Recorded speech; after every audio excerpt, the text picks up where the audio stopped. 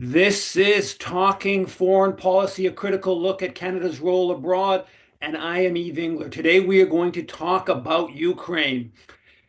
Justin Trudeau has repeatedly referred to Russia's invasion as unprovoked. The day after the February 22nd invasion, he released a statement saying Canada condemns in the strongest possible terms Russia's egregious attack on Ukraine. These unprovoked actions are a clear further violation of Ukraine's sovereignty and territorial integrity. Foreign Minister Melanie Joly, Conservative Party leader Pierre Poilievre, NDP leader Jagmeet Singh, Green Party leader Elizabeth May have also all referred to Russia's war as unprovoked. I recently did a search of Canadian daily newspapers, and the word Ukraine unprovoked invasion came up 783 times with regards to Russia's invasion. Uh, to discuss this, we have to discuss whether the war was unprovoked. We have with us the author of a new book, Provoked: How Washington Started the New Cold War with Russia and the Catastrophe in Ukraine. Scott Horton, thanks a lot for coming on. Scott is also the editor, alongside the book, he's also the editor of antiwar.com, which is a great website covering geopolitics. So, first of all, thanks for coming on Talking Foreign Policy, Scott. And can we start off with just discussing the role of NATO expansion in provoking this war? Sure. Well, first of all, thank you very much for having me on the show. The bottom line of the whole thing is that after the end of the last Cold War and at the end of the 1980s, beginning of the 1990s, the Americans, instead of also abolishing their empire and coming home and cashing their peace dividend, as the debate went at the time, instead decided to double down on the theory that the whole world will come apart at the seams if we're not there to hold it all together, or if it's not us, it'll be someone else like Germany and Japan will rise back up again, or Russia or China will take over the world. So it has to be us so that it's not them, and so we have to stay. And the neoconservatives are famously the worst hawks and always out a couple of steps ahead of the rest of the foreign policy establishment as far as what they want to see in terms of American hegemony in the Middle East, in East Asia, and in Eastern Europe. But the rest of the foreign policy establishment essentially just follow them blindly anyway.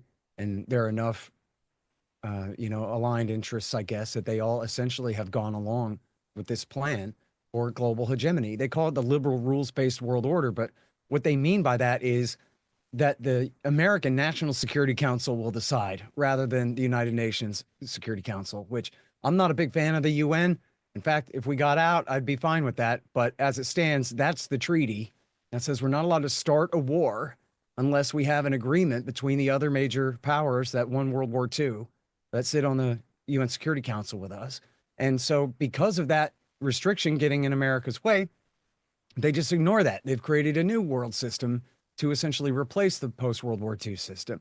That is one based on just unipolar American power based in Washington. Think the Dick Cheney model, right? Democrat Party window dressing in the name of humanitarian interventionism notwithstanding. Look at Bill Clinton's war against Serbia in 99 and Barack Obama's war in Libya in 2011. And you could see how they don't care whatsoever about going through the process that, well, actually, I guess they did get a UN resolution sort of for Libya, but only to establish a no-fly zone over Benghazi. And then they twisted that into a full regime change war. So it might as well have not been voted on at all as far as And that went. Canada, and just to say, Canada supported both those wars. Actually, Canadian general led the bombing of Libya in 2011, and Canadian fighter jets were heavily involved in bombing Yugoslavia in 99. Right.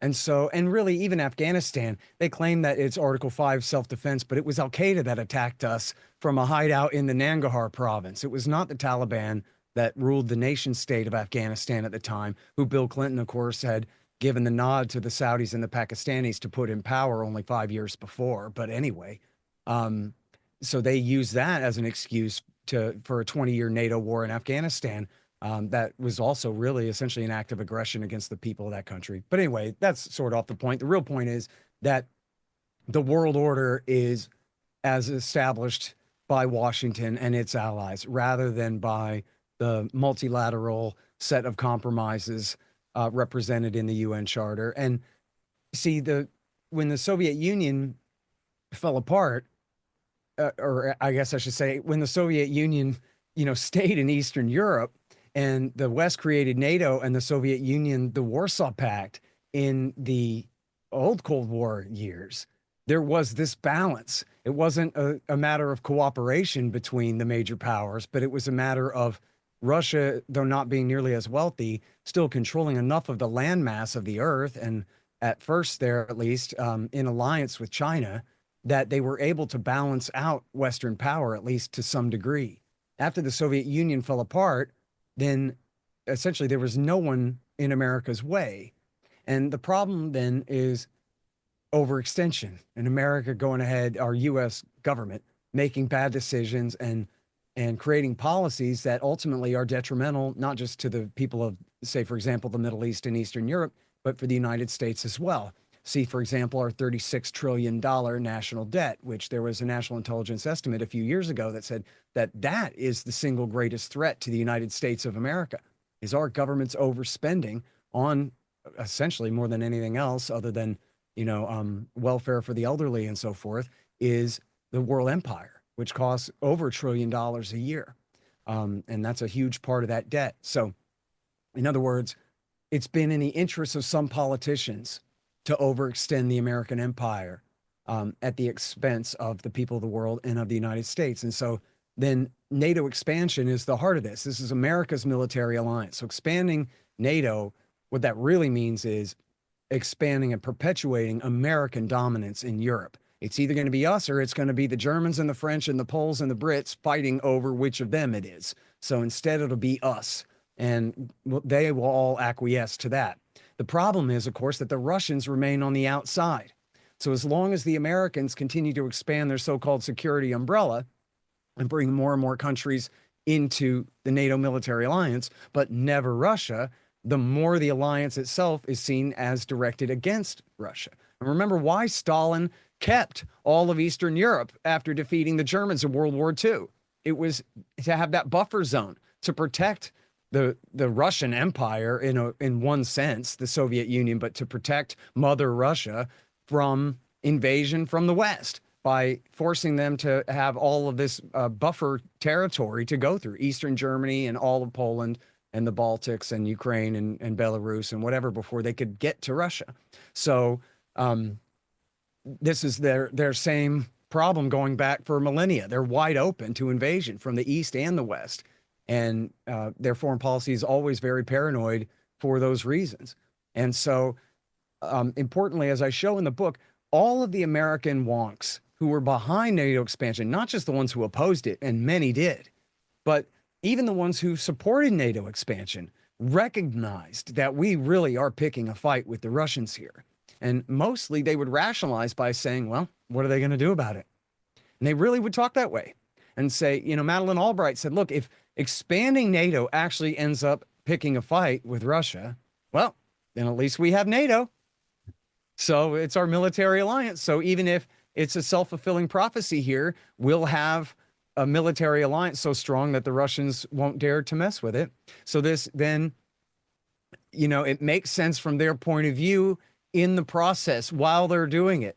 But looking forward, they always said, boy, this is eventually going to lead to a major problem, if not in the Baltics, then certainly in Ukraine, because this is a very special case where you have a massive ethnic Russian population in the far east of the country on historic Russian imperial territory there. Novorossiya, the Donbass, and the Crimean Peninsula belonged to the Russian Federation, or what's now the Russian Federation, before the Russian Empire for 300 years, or 200 and something, going back to Catherine the Great in the 1780s seized the Crimean Peninsula then. They had controlled the Donbass and Novorossiya before that. And so in 1991, all of Ukraine declared independence. The border had been drawn by the communists in 1921. So all of Ukraine declared independence of 91, including the far eastern regions. And from the very beginning, there was a question of whether Russia would even invade to reabsorb those provinces at that time. And Yeltsin's government actually threatened to, but they had decided at the time that their relationship with the United States was more important and the rest of the West. And so they thought they would have enough influence in Ukraine, so they put it off. And there were, as I show in the book, there was kind of this perennial tug of war over Crimea and how much dominance the Ukrainian government in Kiev would have over Crimea, and or whether they could be independent or turn to join Russia. And this was especially a problem from about 91 through 94, 95, when they essentially settled on the status quo that lasted until 2014. But so in the old Cold War, Austria had an important position as a neutral country between East and West. They didn't have Soviet or American troops, and they were not a member of the Warsaw Pact or the NATO alliance. And they were able to maintain their neutrality, bordering Czechoslovakia and Hungary, communist countries, on their east. And then with, well, I better check. Europe's too small on my map, I guess, with Germany, West Germany, parts of West Germany, because West Germany went further south than East Germany did. So I'm pretty sure that Austria bordered with West Germany there. So yeah. So it was a touchy issue, and they had settled this after the war, that we're going to have neutrality for Austria. And that lasted all the way through the Cold War. So in the 1990s and the 2000s and the teens, when they talked about Ukraine, many of the wonks, again, even the expanders like Kissinger and Brzezinski, would bring up Austria and say we should establish some kind of special permanent neutrality for Ukraine, so that this doesn't become a contest. And of course, they actually did that in the Ukrainian constitution, but the Americans did, as I show in the book, they did everything they could to undermine that, including massive public relations campaigns and including overthrowing the government twice in 10 years. In 2004, when they prevented Yanukovych from taking power, which he may have been trying to steal it, but the other guy was too. It was like Ghani versus Abdullah in Afghanistan. They're both just trying to rip each other off. So intervening there was certainly, the Americans had no authority whatsoever to intervene in the Orange Revolution the way that they did, to the tune of hundreds of millions of dollars.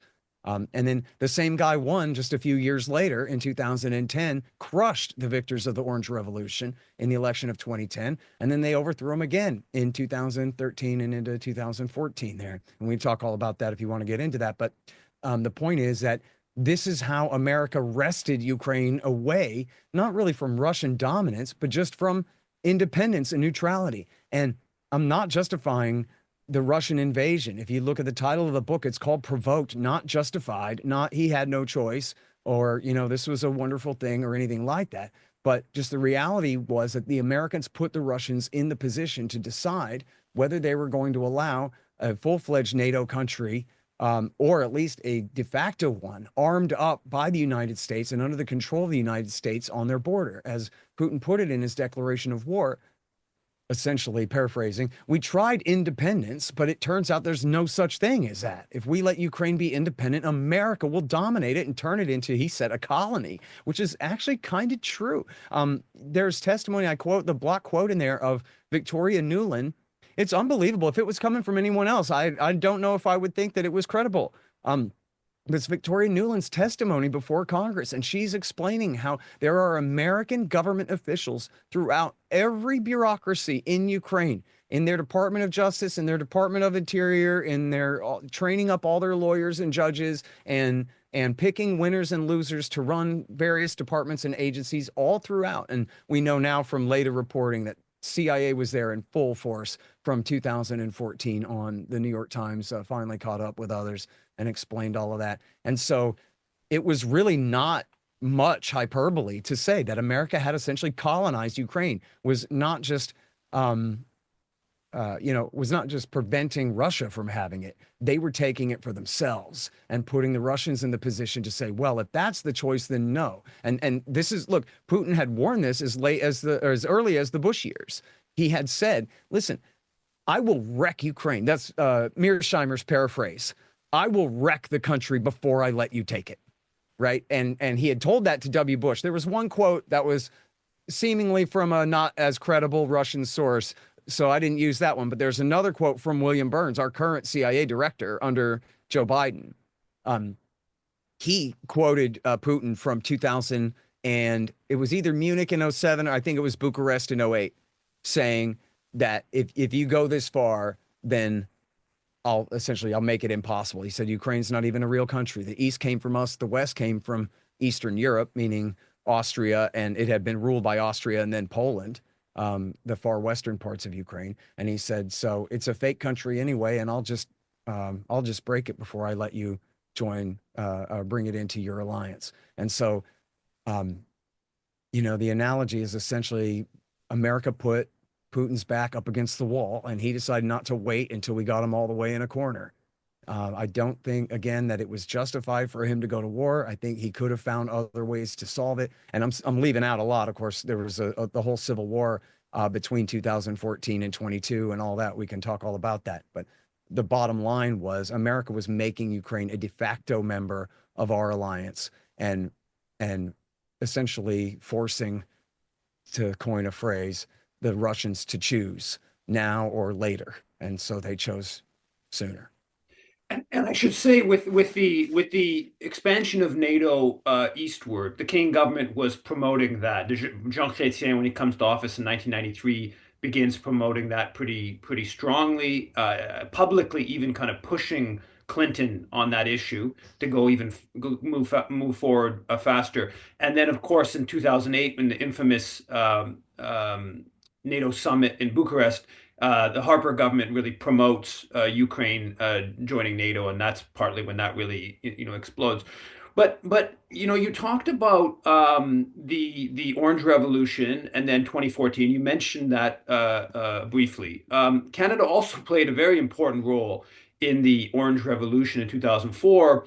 And the Canadian ambassador actually organized a whole meeting, a whole grouping of diplomatic officials that were against Yanukovych and supportive of the Orange Revolution.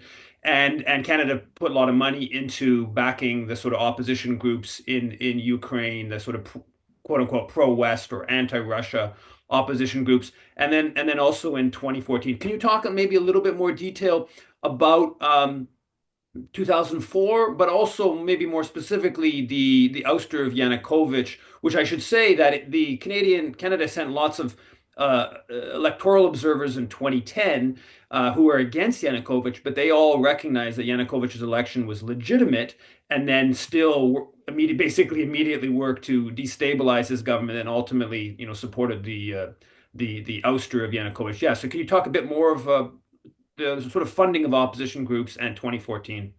Mhm. Well, so Canada does come up in the book a few different times, especially in going back really to the history of the radical right-wing forces from the far west of the country. After World War II, there were, I don't know, hundreds, possibly thousands of Ukrainian expatriates refugees who fled to Canada and the United States, but many of them went to Canada. And this included a bunch of Hitler-loving Nazis who had served the Third Reich in the war, taken their side, and not just in fighting the communists, but in perpetrating the Holocaust as well. And this included, I forgot all their names off the top of my head, Christian Melnick Freeman. and all these guys. And they were the leaders of the OUN and UPA. And there were different factions that were backed by the American military and CIA, and with British cooperation during the Cold War through the end of the 1950s. And but so some of these groups in Canada and the United States had created various lobbying organizations and all of this. Stetco met with H.W. Bush and Ronald Reagan in the Oval Office in 1984, where Reagan told him, "Your dream is our dream," and all this. And this was a guy who was a murderer during the Holocaust, who served the Nazis in the war, killing civilians. Um, and then as soon as perestroika and glasnost kicked off in the mid 1980s, they started coming back to Western Ukraine. So it was before the Soviet Union had even fallen. And they may have helped to agitate for Ukrainian independence from the Soviet Union when it came down to it in 1991. You can't hold that against them. Um, but then they started this whole movement essentially to rewrite the history of the Western right wing during World War II. And because they don't have George Washington's and Nathaniel Green's to make heroes out of, they just made heroes out of Stepan Bandera and Melnick and all these guys who were Hitler's henchmen, serving the SS in the war. And so then they had to rewrite all the history and pretend that no, that wasn't true. They actually saved the Jews and they fought against the Hitlerian Germans and the Soviet communists equally and all these things, which is total fabrications. And I cite in the book great historians who go through Garston Ross Lieb is one of them, and Chrystia Freeland's uncle, John Paul Himka, is another, who wrote a couple of really great books about Ukrainian nationalists and the Holocaust. And so um, these guys came and they essentially started rewriting history and building up political groups and whatever, beginning in the early 1990s. And they've actually had pretty great success, especially after 2004 when Yushchenko came in. He hired a bunch of these guys to come in and take control over the National Institute of Historical Memory and all these other things in order to push this agenda. And um, these groups, they did not get as much coverage in 2004 as they did 10 years later when they really spearheaded the putsch in 2014. But in 2004, they were very present on the Maidan there and were providing security for Yushchenko and his team and all that, and were supporting the Orange Revolution at that time. And so then as you say, it was a free and fair election in 2010. The winners of the Orange Revolution were absolutely crushed. Yanukovych came back, and then well, I'll do the whole EU thing in a sec if you want, but essentially when it came down to the fight in the street, it was these groups, these neo-Nazi groups, essentially the descendants of the OUN UPA from the Second World War and from the Cold War, who spearheaded the violence in the street. And in fact, when the leaders of the protest movement signed the EU deal, um, that Putin, in fact, insisted that Yanukovych sign as well to guarantee a transition. It was the neo Nazis who said, "Forget that. We don't accept any deal." And one of the Nazis, a guy named Parasyuk, said that if the president is not gone by 10 a.m. in the morning, tomorrow morning, we're going to kill him. And it was then that he fled. And it was, the New York Times reported, yeah, this is a credible threat. The crowd chanted, good, good. And it was clear that they meant to do this the next day. And that was when he fled. That was essentially what completed the overthrow in 2014. And it was even, I quote all the liberals and academics from their journals and everything saying, yes, it was the violence of the neo-Nazi groups that accomplished that coup. There's no way to deny it. And it doesn't mean that everyone there was a neo-Nazi, but it means that the neo-Nazis were the ones who were there and who were willing to fight and take the risks necessary to and commit acts of violence necessary to see the revolution through, which is what they did. Um, and and then, in fact, as soon as Yanukovych fled, the Nazis, one of the first things that they did when they seized the government buildings was they seized the Kiev City Hall and they decorated it with swastikas, Celtic flags, and Confederate battle flags. And now I grew up on the Dukes of Hazzard and I'm kind of tired of people whining about the Confederate battle flag, but it is true that actual neo-Nazis fly that flag too. So even though sometimes it's harmless, sometimes it ain't. And in this case, these guys were putting it up there with Celtic crosses and swastikas and all the rest of this stuff. And then when the security forces finally came to roust them out of there, they went and fled and took shelter at the Canadian embassy in Kiev. We're the ones who said, come on in here, boys. We'll give you a hot meal and a shower and whatever. Send you on your way. Protect you from the local cops. And they used the Canadian embassy for a full week, apparently, according to the Canadian press, for amidst the violent uprising, which is pretty remarkable violation of diplomatic conventions to have opposition groups use your embassy to help overthrow a government. But yeah, so okay, so then obviously after Yanukovych is ousted, it sparks all kinds of different fighting in the east. There's the seizure of Crimea at a certain point. There's all this, and then you have the some attempts at kind of peace and the Minsk agreements, and So how does that kind of like, feed into, and you mentioned a bit about, the CIA then getting a role all across the country after 2014. How does that kind of lead us towards the Russian invasion? So, um, right after the overthrow of Yanukovych, all the previous presidents, um, Leonid Kuchma and Leonid Kravchuk and Viktor Yushchenko, they all three signed a letter saying now is the time to revise the Kharkiv Pact or cancel the Kharkiv Pact and kick the Russians out of the Sevastopol naval base on the Crimean Peninsula. And it was only then that the Russians seized it in what's the French call a coup de main, which is one swift surprise attack that, successful surprise attack. In fact, there were hardly any shots fired. Essentially, Putin just ordered his Marines and sailors to go outside and stand on street corners with their rifles. And whatever Ukrainian authority essentially just left. Um, there were, I think, 4 people killed, or was it 6 people killed? 2 of them combatants, and then some civilians who were caught in some crossfire or possibly murdered in other circumstances. But anyway, it was essentially a bloodless overthrow of Crimea there. But then I think this helped lead to the overreaction in the East because that was a humiliation, right? It wasn't just bad for the country, it was bad for the people who had just inherited the power there, that they had just lost Crimea and there was essentially nothing they could do about it. And so then when the protesters seized the buildings in the East, and yes, they did have some help from the Russians, but they came later. And, they talk about, it's so funny, the people who say that a couple of $100 million couldn't possibly make the difference in the West say that, and all of these agents, as you said, from all these Western embassies and everybody intervening blatantly, Senator Chris Murphy and John McCain up there on the stage declaring America stands with you and all of these things.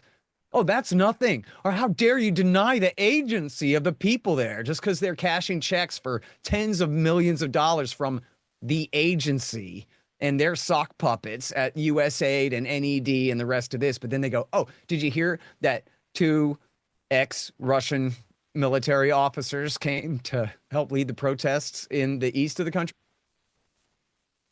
Why, the people there, where the majority of the country's population is, why, they have no agency at all. They are merely the sock puppets of the Russians who dictate their every thought and action, et cetera, is the way that they put it. But there were some Russians that came, although they did come later. But it was locals essentially who seized government buildings and essentially were, in a way mocking and imitating the Maidan movement in the West. They go, look, if you guys can seize all these government buildings and overthrow our duly elected president, well, then we can surely occupy these government buildings and refuse to acknowledge your new authority over us. And then even at that time, they weren't really declaring independence or, full independence. They declared sovereignty. In other words, there was plenty of room to negotiate. And what they were really demanding, certainly at first, was essentially like what we have is what used to be provinces in Canada back when they were really provinces and not just counties, just like we have states in the United States that are really just big counties now, right? But they were pushing for strong federalism, but not necessarily to break away from Ukraine entirely. And then what happened? We know what happened. John Brennan, the same guy who led Jabhat al-Nusra suicide bomber forces in Syria, the same guy who framed Donald Trump for treason with Russia, the director of the CIA, got on a plane, went to Kiev, and demanded that the new government launch a war on terrorism. That's what they called it, the anti-terrorist operation. And he got there on I think it was the 12th. He met with Turchynov on the 12th, and they launched the war on the 14th of April. And then what they do? They didn't just like send in guys to arrest people. They attacked them with tanks and artillery and air power. And at this time, the people in the West had not committed an act of war. The worst thing that they had done was seize like the security buildings of, the national government's police forces. But they had not committed any overt act of war against Kiev at this point, and Kiev just attacked them at American behest. There's just no question about it. Barack Obama and John Brennan called that shot for them.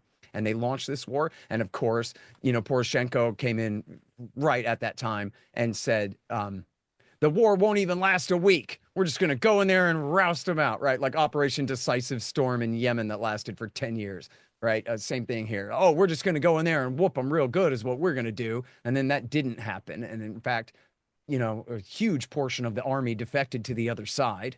And there are volunteer militias all across Donetsk and Luhansk that grew up and went to war to fight to resist the attacks from Kiev. And people can cry and say, oh, Russian talking points and Russian propaganda all they want, but I don't cite RT for my facts in this part of the story at all. This all comes from Western journalists, either American or German or French or British reporters who were on the scene there, including CNN came and interviewed people. The very Obama-friendly CNN interviewed people saying, "We can't believe that they're attacking us like this. I guess they're not our countrymen after all."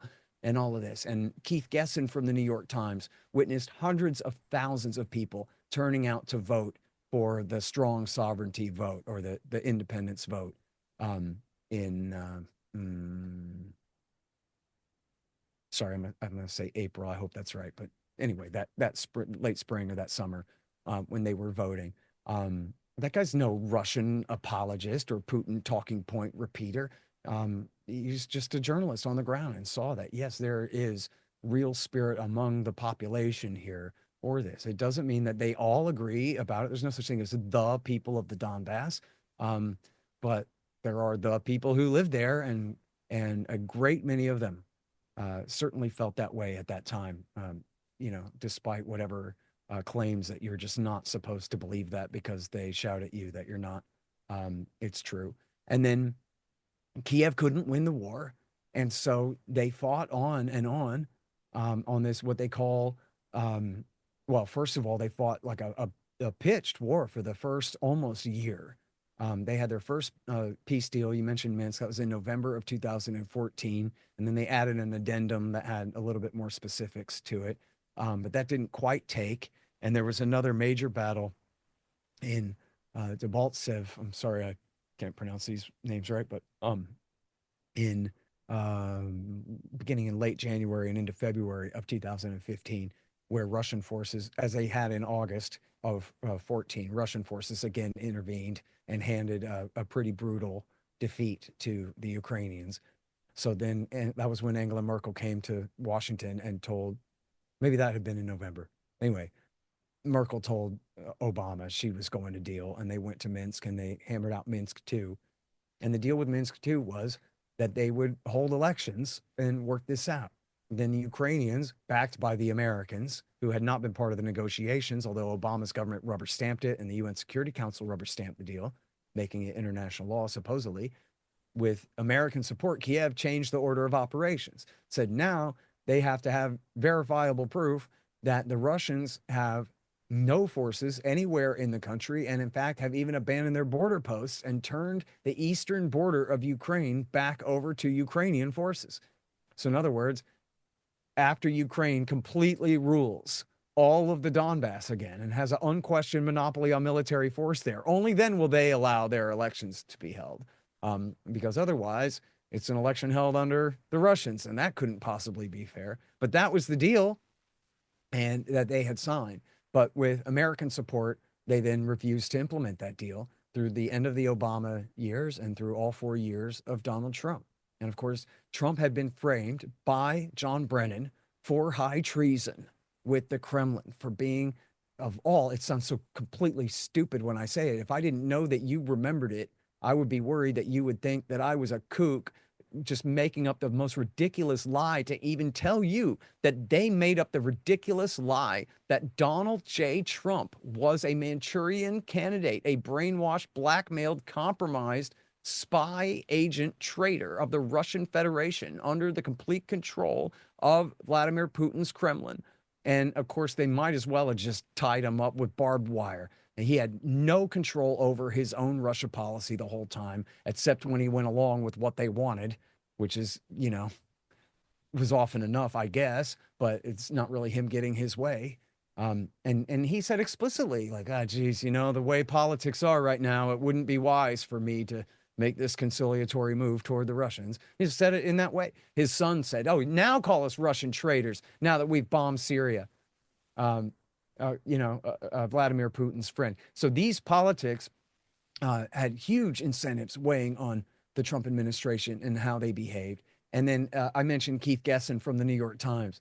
He wrote a piece called The Quiet Americans in the New York Times Magazine. The Quiet Americans, the Russia hands who decide America-Russia policy. And there's all kinds of great quotes in there. But one of them is one of Trump's guys saying, well, you see, President Trump is like the captain of a ship. He's holding on to the wheel, but it's not attached to anything. So he could sit there and spin it all day and say, you know, port and starboard, but nobody's listening. His government is going to do what they want to do. And we saw this with the impeachment, where Alexander Vindman, they say Ciaramella was the whistleblower, but it was really Vindman was the one who put the case together and handed it to Ciaramella to then use against Trump and all this in the impeachment. And Vindman made absolutely clear, he's a Ukrainian American, born in Ukraine, made it absolutely clear in his testimony before the House and in his Atlantic article that Trump was trying to change America's Russia policy. That was his impeachable offense. It had nothing to do with his phone call. And there was no quid pro quo. He's not extorting Zelensky and saying, I'm not going to give you these missiles unless you open a criminal investigation against Joe Biden for me or whatever. That's all hyperbole. He did not say that. You go back and look at the thing, and he was sort of implying it maybe, but he was being careful enough, certainly.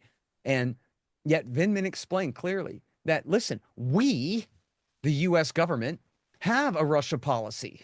And who the hell does this guy think he is? Just because he stood for election and won and is the one and only individual human person authorized to sit in that chair behind that desk. So America's interagency already held a meeting, and we decided that our policy is we like Ukraine and we hate Russia. And we'll be damned if we're going to let Donald J. Trump, the president of the United States, make a change in that policy. And he tells the story of how he refused and how he went to his superiors and he said, we should refuse to change our policy as per the president's wishes, right? And they told him, that's right. They do whatever they want. And so I'm not saying he would have been perfect on Russia. Who really knows? But he never had the chance to create his own Russia policy whatsoever.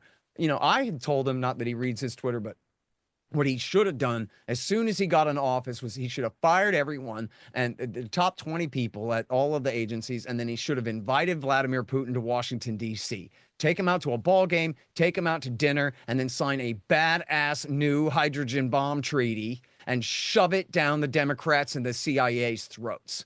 Say, this is our new relationship with Russia. Indict me. Dare you. And see what, you know, with the American people then on his side. He's signing a brand new nuke treaty. Isn't this what we want?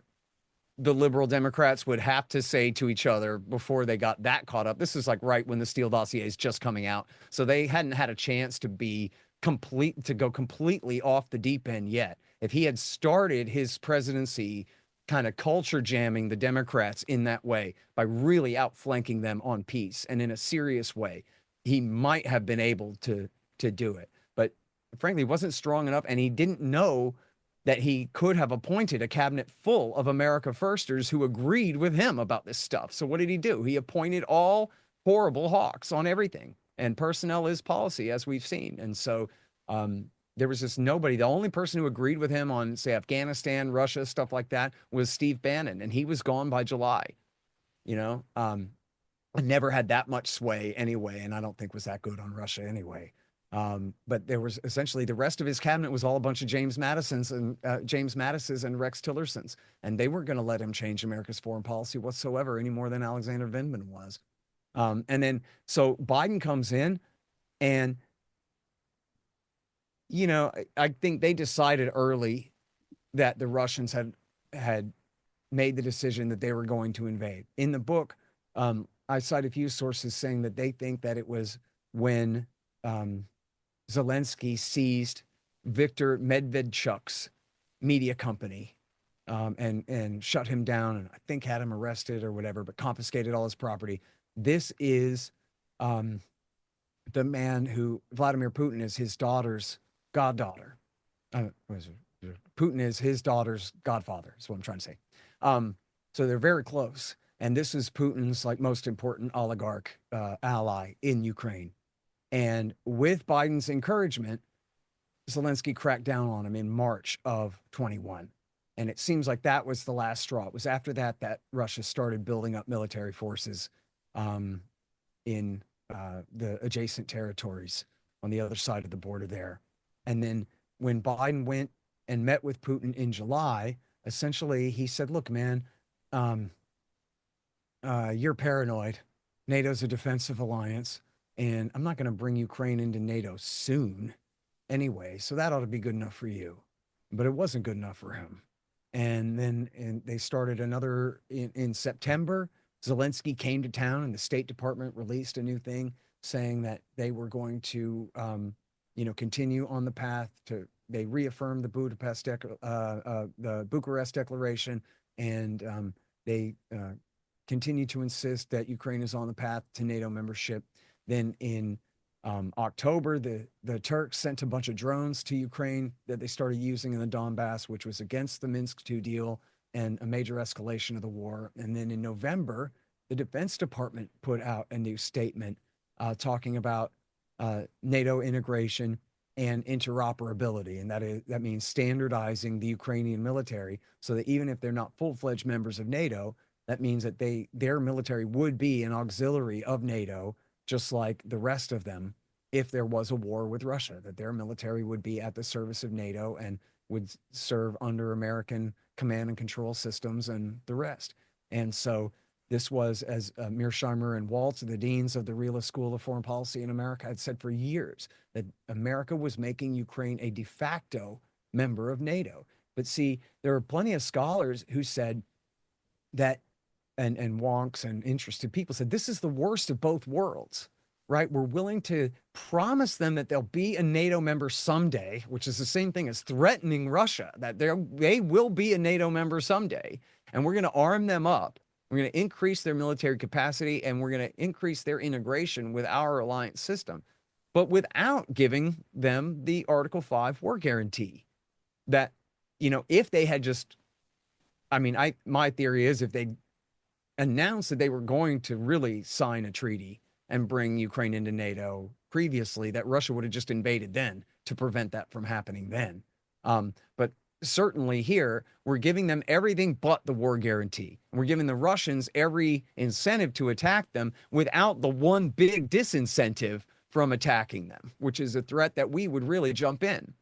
And so at the end of December of 21, Biden, on December the 30th, Biden, the White House didn't release their version of it, but the Russians did, and the White House didn't dispute it. It seemed legit. It was consistent with Biden's other utterances, which is that he told Putin, look, we don't really intend on bringing Ukraine into NATO. And you say that you're worried about us putting ballistic missiles in Kharkiv. Man, you're crazy. I'd never put ballistic missiles in Kharkiv. I wouldn't do that to you, Vlad. Come on. But he refused to sign a treaty making those promises. He refused to negotiate in any real good faith. And you can see how through January and into February of 22, that they would not negotiate NATO membership for Ukraine. And they, on the issue of the missiles, they said, yeah, we'll have some side talks, but then they never held the side talks. There's a guy named Derek Chollet, who is a State Department historian and, Democratic Party apparatchik type who was working in the State Department at the time. And he did a podcast for War on the Rocks where he said, we would not discuss NATO with them whatsoever. The only thing we would say to them about NATO is a defensive alliance. And that ought to be good enough for you. And that was it. And they refused to negotiate that. So the plan A was, you better not do it. And if you do, then we'll give a bunch of weapons to Ukraine to fight you with. But plan B was, we'll give Ukraine a bunch of weapons to fight you with. Plan B was not, we'll negotiate in good faith and see if we can try to work out a reasonable compromise here. And people would say, oh, Putin was making these insane demands, like that NATO should have to withdraw its military forces back to where they were in 1997. Well, but that was the solemn vow that President Bill Clinton had made in 1997, was that, listen, we are going to expand NATO. We are going to bring Poland, Hungary, and the Czech Republic, and maybe other countries after that into NATO. But don't worry, Boris Yeltsin. I promise you, we will not deploy our military equipment into the East. Still, in a sense, trying to respect the promise that Baker had made about NATO expansion back in 1990. People say, "Oh, he never made that promise because all he promised was not to integrate East Germany into NATO, which didn't make any sense, and they abandoned that promise, and that's the end of that." Well, sort of, kind of. His original, the great quotable statement, "not 1 inch," which he actually used a few different times, but that sort of is right about that he had said what we should do is we should allow German reunification, but the East will not be part of NATO. Well, but that doesn't make any sense. Obviously, they're being reintegrated under the Western German government, the Western Germans government, not East Germany's commie government, right? So, of course, a reunited Germany would be part of NATO. If the West is going to be part of NATO, the whole thing is. So, because that didn't quite make sense, they said, okay, well, here's what we'll do, though, is we'll promise never to put our military equipment in the former East Germany. So, in a sense, they were still respecting that promise. We'll bring Germany in, but we won't expand our military footprint further to the east. Now, of course, if the deal always was that they can bring Poland and the Baltics and everybody else, Belarus and Ukraine, into NATO, well, then what difference would it make if they moved their forces into Eastern Germany, right? So they were still, in a sense, respecting their promise that reunification was based on. That was the agreement that reunification was based on, where Gorbachev even allowed it to happen based on these assurances. It was the same kind of thing the with the founding act of 1997. Bill Clinton said, okay, look, well, we are going to expand NATO, but we promise not to put our military forces east. Well, so then Vladimir Putin brings this up in 2022, and they treat him like he's completely insane. Go back and look at the headlines. And they go, Putin is making these crazy demands that we pull our military forces back to where they were in 1997. And they talk about it like they're talking about 1897. That, like, what in the world was he talking about? Like, that was before World War I. None of those treaty promises count anymore. That doesn't mean anything. And yet 1997 is right on the path of this exact same train of negotiation, right? There were no intervening world wars since then, unless you count America's war against the greater Middle East. But they essentially, it was just PR. You could tell how they had arranged that. Everyone, hey, whenever they say 97, just treat that like it's insane. Treat that like you've never heard something so ridiculous and crazy and childish even in your life. Oh, sure, Vladimir Putin. Yeah, right. Like, we're just going to start respecting agreements that we had made in 1997 back in the 20th century, back in the 1900s, like, come on, man. Everybody knows you're an Indian tribe and we don't have to respect any of our promises to you. And I should say, And that was what started the war.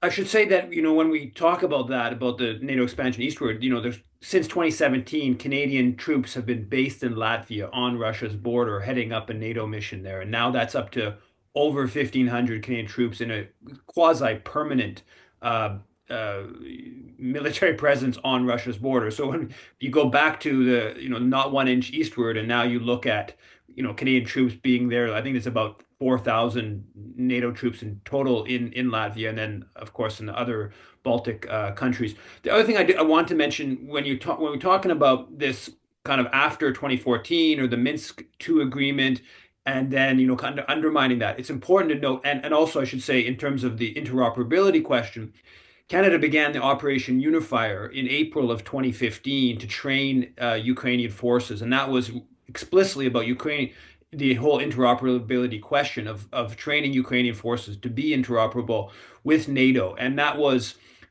partly about the integration of Ukraine into NATO, but also partly about undermining Minsk II by basically bolstering Ukrainian forces while they were involved in this civil war, or you could argue a low-level proxy war with Russia in the east.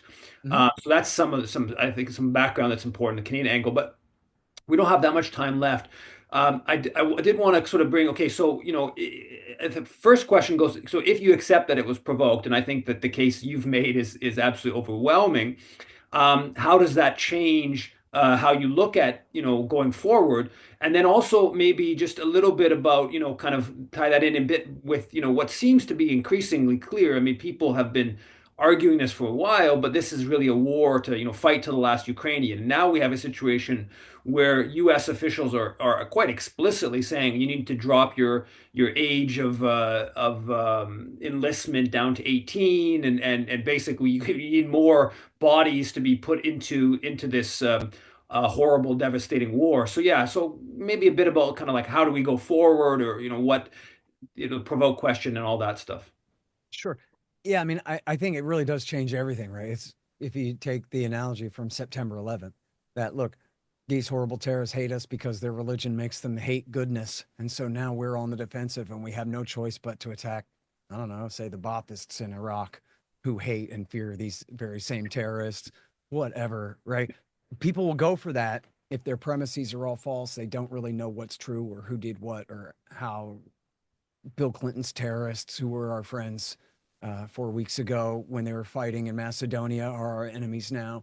Um, and so then we had a 20-year horrible war based on those false premises throughout the Middle East there, and it's still going on. We still have troops in Somalia and special operations forces fighting against various sects of bin Ladenites when they're not backing them across the Middle East and Central Asia to this day. When if they had been honest, they would have said, listen, these are mercenaries that were created by our government in cooperation with our Saudi allies. And the previous government, the Clinton administration, was playing fast and loose, even while they were attacking us for 10 years straight. He was still backing them in Bosnia, Kosovo, and Chechnya.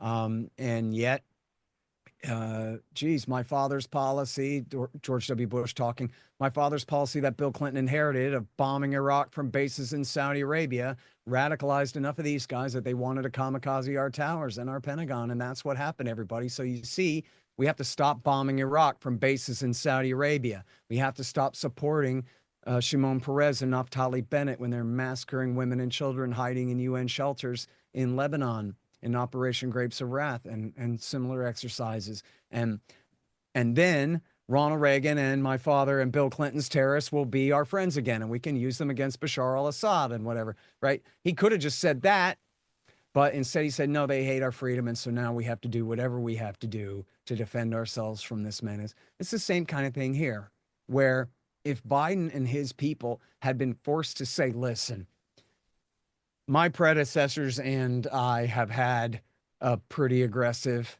expansionist policy in Eastern Europe, and we thought that we could manage, to paraphrase John Kerry talking about ISIS in Syria, we thought we could manage, but it kind of blew up in our face here. We pushed it too far and it didn't really work out. And now we've made an enemy out of the Russians. And so we're sorry and we're calling for a ceasefire and negotiations, right? We want to limit the violence, accept responsibility for our part in blowing this thing up. I mean, the same thing goes back to 2014. If you listen to the infamous phone call where Victoria Nuland and Jeffrey Pyatt are talking about forcing the president to hold new elections and accept their appointed prime minister to run his government and all of these things, they say in the phone call, we got to glue it. We got to stick it. We got to midwife it. We got to hurry up and make it sail before Putin can torpedo it. Right? Well, that did not happen. They blew it, right? They glued it and stuck it and midwifed it, and then they lost Crimea 2 weeks later, right? So if they had just said, even to themselves in private at night, drinking whiskey, that like, okay, we kind of maybe did push it too far. Maybe we screwed up. Maybe we need to find a way to compromise here. No. I mean, obviously, they're not going to tell the truth to you and me, but they apparently won't even tell the truth to each other after hours. Not like, geez, maybe John Brennan is not always the brightest bulb in the room, and we shouldn't always listen to what he says.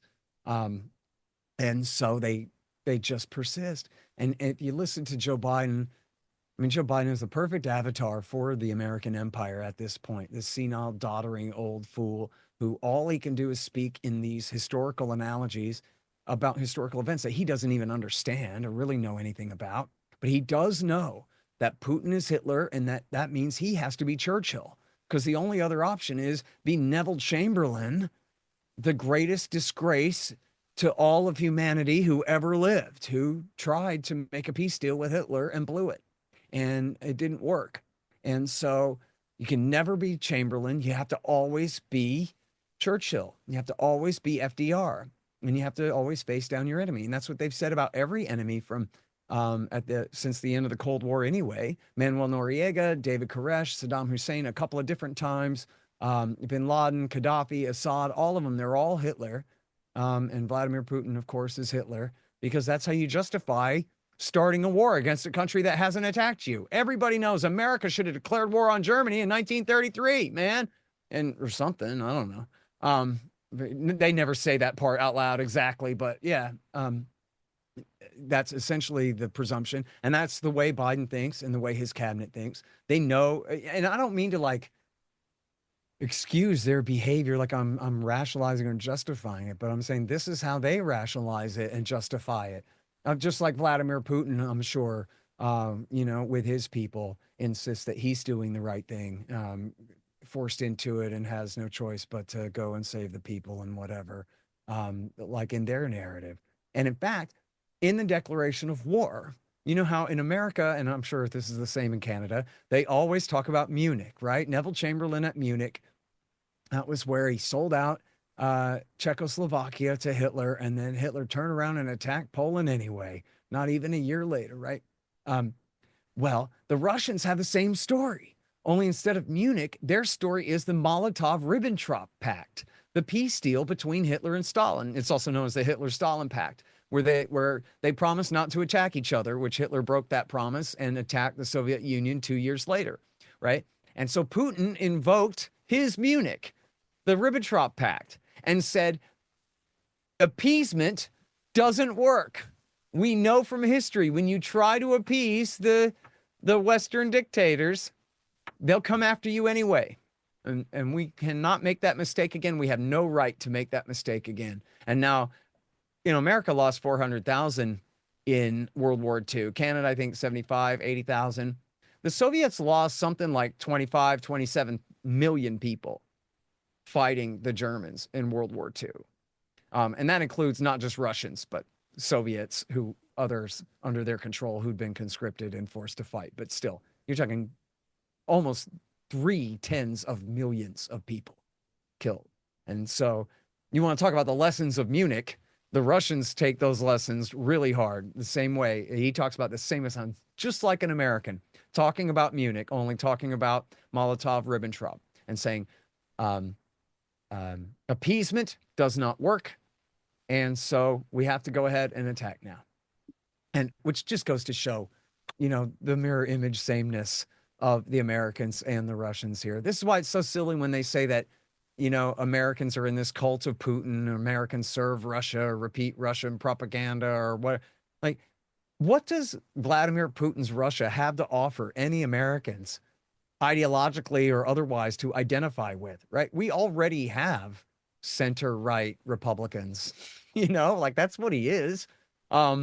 Back in the days of the Soviet Union, there were literally communists who sided with the Soviet Union, not because it was Russia, but because it was communist. But there's just nothing like that in the United States now. And in fact, I don't even think that even among Russian expats in America, I've never heard of like Russian Americans being big Putin lovers and holding rallies in defense of his foreign policy or any kind of thing like that at all. There's no Russian American bund. Nobody gives a damn about Russia or their point of view other than in helping to best diagnose and prescribe how to protect ourselves and what is the proper foreign policy for the United States of America.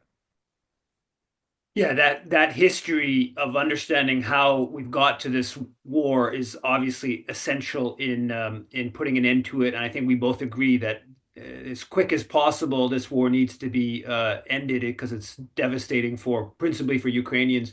but also for Russians and Europeans and Canadians and Americans who've put up incredible amounts of money into supporting this proxy war. So I thank you for your for first of all coming on talking foreign policy, but also your book. The book is again Provoked: How Washington Started the New Cold War with Russia and the Catastrophe in Ukraine. Thanks a lot, Scott, for the book and for coming on talking foreign policy. Thank you very much for having me. Appreciate it.